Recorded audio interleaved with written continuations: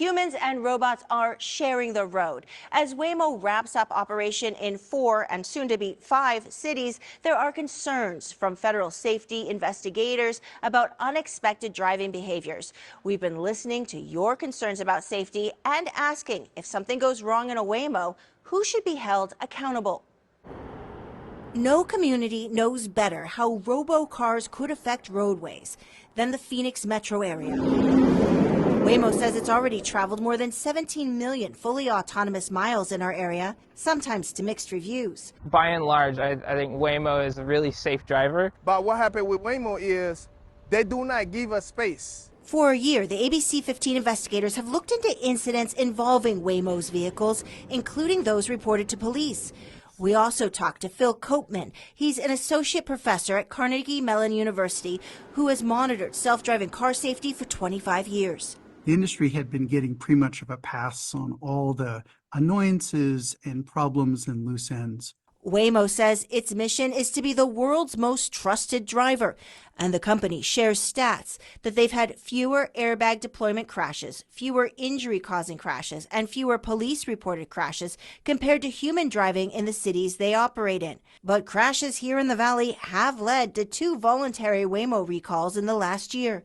And federal investigators with the National Highway Traffic Safety Administration are looking at 31 incidents.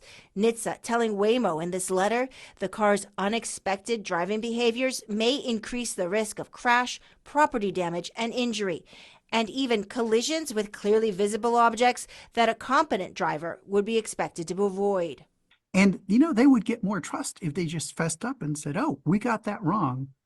Let's explain to you how we're never going to get it wrong again. In the last few days, new reports say President-elect Donald Trump is paving the way for wider deployment of self-driving vehicles on America's roadways. But is this country ready? We asked Professor Copeman. I know that in California you can't write them traffic tickets, and I've heard in Arizona that the same is true. And the question is, what happens when there's a bad event? Copeman suggests there should be legal changes, especially when it comes to rules for lawsuits and civil liability for self-driving cars. Simply just saying, hey, computer driver, same rules apply as if you're human, and the manufacturer is responsible.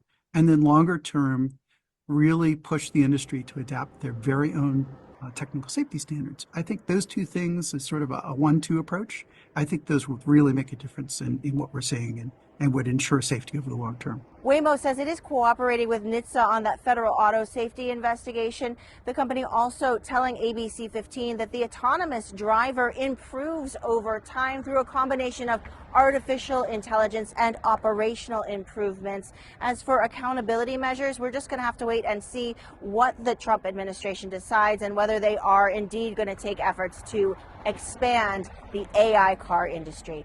I'm senior investigator Melissa Blasius, ABC 15, Arizona.